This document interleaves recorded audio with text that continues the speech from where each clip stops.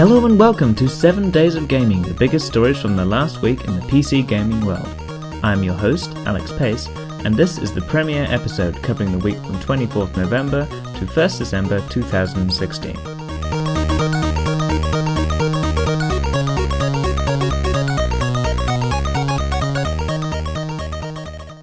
Germany has lifted its ban on Red Faction after 15 years. Publisher THQ Nordic announced the FPS will be removed from the list Germany keeps on media considered harmful to young people. Although the German version's violence had been tuned down, when the game released in 2003, the board that manages the list still determined it to be detrimental to people under 18. Red Faction is due to be re-released soon. Chris Taylor of Total Annihilation and Supreme Commander fame has left his position as general manager at Wargaming Seattle to open a new indie studio. Taylor was a founder of Gas Powered Games in 1998, an RTS studio that eventually closed in 2013. Saints Row IV has added Steam Workshop support. The 2013 game already had an active modding community, but Volition, the game's developer, say the new Workshop integration will allow mods to work together without the need for running special tools. Another game getting Workshop support is Rocket League. The update will come in December and more details are expected to be released soon. LEGO City Undercover, previously relegated to the Wii U, is being ported to PC for a Steam release. The game has been described as a kid-safe version of GTA and parodies 70s cop movies and TV shows. The PC version will be remastered and come out in spring 2017, 4 years after its original release. The Street Fighter V stage Skies of Honor will not be used in the Capcom 2016 Cup nor the Capcom Pro Tour by order of Capcom itself. The company is banning the stage from competition based on it being too visually distracting as the fight takes place on the wings of an aircraft twisting and turning around a skyline. It is the second stage to be banned this year. The Steam Autumn Sale ran this week with between 12,000 and 13,000 games on sale.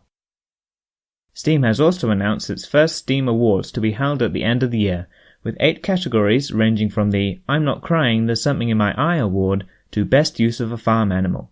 Players can vote on their favorite games for each category, submit their own category, and level up a badge with each action. Microsoft has announced you'll be able to stream games from your Xbox One through your PC to the Oculus Rift through the Windows 10 Xbox app. The games will be projected onto a massive screen in 3 different surroundings within the Rift, and the service will be available for free on December 12th. GameStop has announced its third quarter sales are down by 2.8%, something they predicted earlier this month. New hardware sales suffered the most with a 20.6% drop compared to last year, as well as new software sales dropping 8.6%. Digital game sales have grown, however, with an 11.8% increase, as did collectible sales, which were up by 37.3%. The biggest rise was seen in tech brands, which rose by 54.4%. The net earnings for this quarter came to $50.8 million, $5.1 million less than this time last year. Early access sci-fi MMO Project Genome has been removed from the Steam store and then reinstated after a disagreement between the Russian studio and an out-of-country programmer. The programmer, Belgian Artem Stekhanovsky, was fired after the studio claimed he had not completed any of the work assigned to him for that month. Stekhanovsky claims he was fired because of a combination of the company's unexpected earnings in the hundreds of thousands range and the 10% profit share they had promised to him. Stekhanovsky submitted a DMCA to Valve, claiming he had written 90% of the code for the game. The main blunder was a lack of written agreement between the two parties. Nevertheless, some kind of agreement has now been reached and the game has been put back onto the store.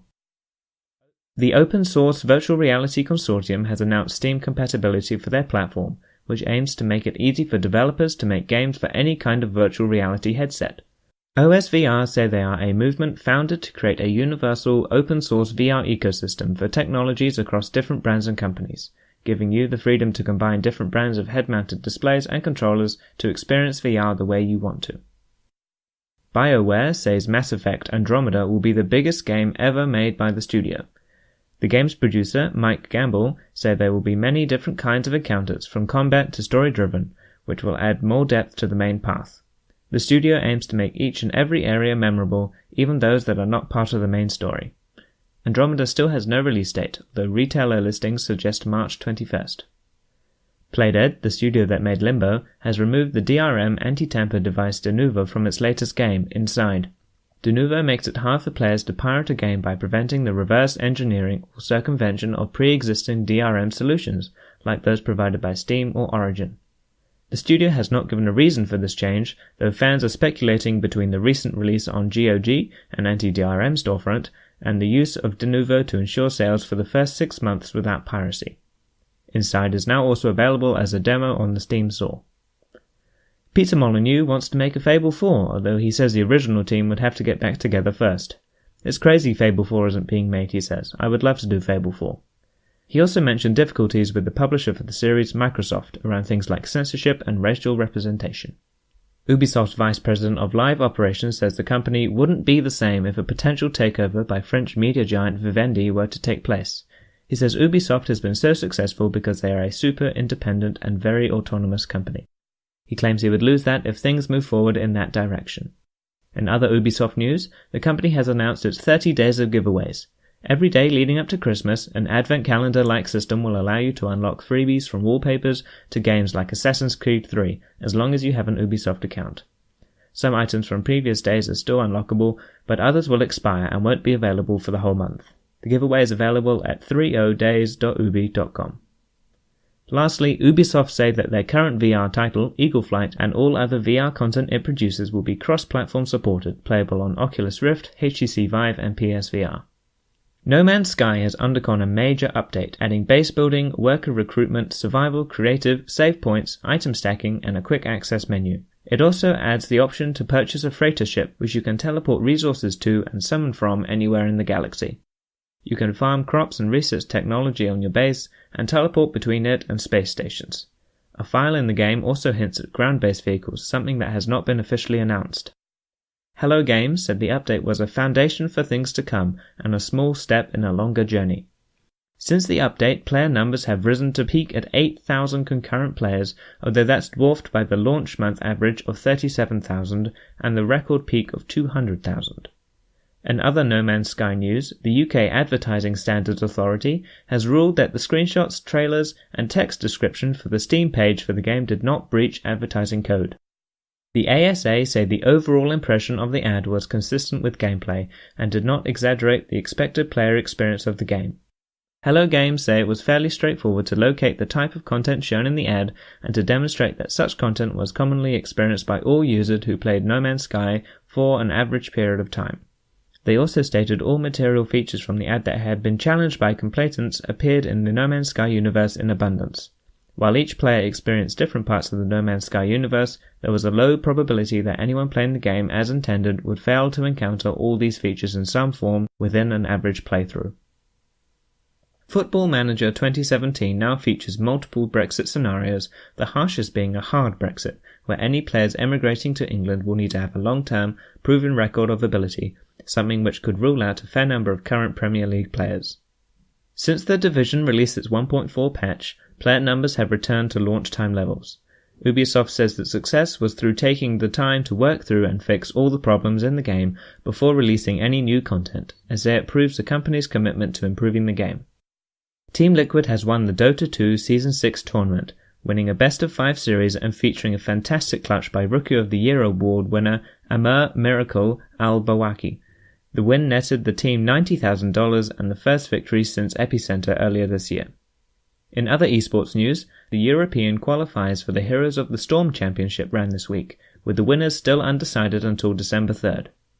8 international teams have competed at DreamHack Winter for the Overwatch Trophy in Sweden, with European team Misfits coming out on top and taking $30,000 in prize money. Another 8 international teams have competed at DreamHack for the CSGO Cup, with Kazakhstanian team Gambit Gaming taking home $50,000. At the high-res Oceania Championships, Pandemonium has won the Smite Grand Final, collecting $70,000 in prize money, and Abyss Esports won 4-0 against Avant-Garde in the Paladins Invitational Grand Final. Both teams will be advancing to the International High-Res Expo in Atlanta in January. For those listening in Australia, the Steam Controller and Steam Link are now available at EB Games, at $90 each, a similar price range to a DualShock or Xbox One controller. It is not yet available in New Zealand branches. Veteran game artist Stephen Hornbeck has passed away on Saturday 26th of November due to a heart attack, aged 62. He worked for Apogee Software, which was later renamed 3D Realms, on games such as Duke Nukem 2, Rise of the Triad, and Shadow Warrior. After 2000, he worked with Rogue Entertainment, Ritual Entertainment, and indie studio Soldac. Euro Truck Simulator 2 is getting DLC that will open up 20,000 km of routes in France. It will include 50 new cities, rural villages, enhanced vegetation, and new companies, industries, and cargo types. Blizzard's latest expansion for Hearthstone, Mean Streets of Gadgetstan, launched today and includes 132 cards and 3 factions. 50 pack bundles can be purchased at a discount for $50, and each pack guarantees at least one of the 5 cards will be rare or better. Cities Skylines has released a new DLC, Natural Disasters, which includes calamities such as earthquakes, thunderstorms, tsunamis, forest fires, tornadoes, sinkholes, and meteors. It is available on Steam or from the Paradox store and priced at $15. Warhammer 40,000 Sanctus Reach, a 3D turn-based strategy game made by Slytherin and Straylight Entertainment, is set to be released on the 19th of January next year. Upcoming MOBA, Gigantic, will have an open PC beta from December 8th. It will include 16 heroes and 3 maps. A troubled development past put the game on hold for a while, but a partnership with Perfect World earlier this year seems to have gotten things back on track. Rainbow Six Siege has announced its Year 2 Season Pass, which adds 8 new operators, 4 seasons, and 8 headgear and uniform customizations. It is available at $30 on Steam. The latest Counter-Strike Global Offensive update has added gloves as its latest cosmetic. There are 24 glove skins as well as the 17 new weapon skins. The update also added an option to join a lobby based on a specific Steam group you belong to. EA has confirmed that there won't be another Battlefield game until 2018 or later. EA also say that the new Star Wars Battlefront game will use content from the new movies and will be much bigger and much more exciting. Battlefront 2 is expected in fall 2017, while the latest DLC for the first Battlefront, based on the Rogue One movie, is due this month before the film's release. US business Publication Inc. has selected Riot Games, developer of League of Legends, as its Business of the Year award winner. League of Legends has surpassed 100 million monthly players, with an average of 3 billion player hours per month. Riot Games says League of Legends is not mass market, it's one massive niche, and similar gargantuan niches will rise up just like it, in a world that is more online than ever.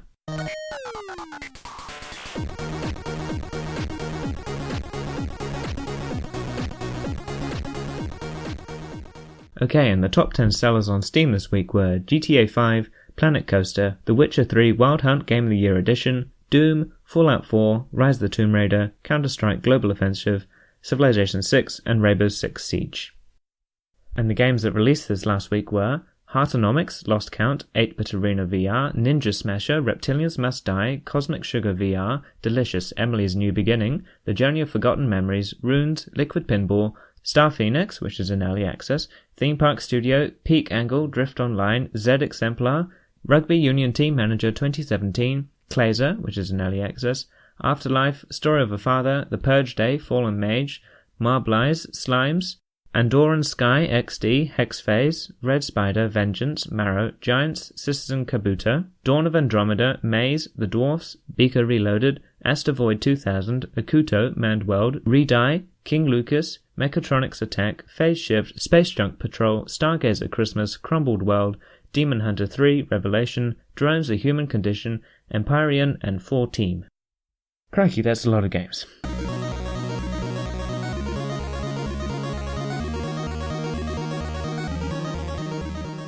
And finally, my favourite story of the week was that Farming Simulator 17 is the world's most popular farming simulator.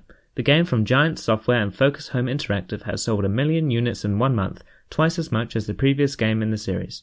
It also broke the company's Steam purchase records with 220,000 copies sold.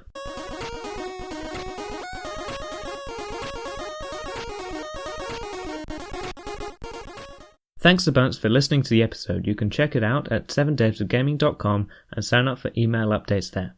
You can also follow us on Twitter at 7_D_G. We also release all the episodes on our YouTube channel, where they're quick and easy to find if you don't have access to your normal podcast device. Please do leave a 5-star review on iTunes and I'll give you a shout out on the show. Any kind of feedback is welcome. And please do share the show around to anyone you know who's interested in PC gaming. Lastly, there is a Patreon page launching very shortly, and I need your feedback on what kind of rewards you want. Badges, t-shirts, copies of the script, input on the show. Fill out the survey. You can find it in the show notes or on the website. Thanks to Rocco W for the music, and see you next week.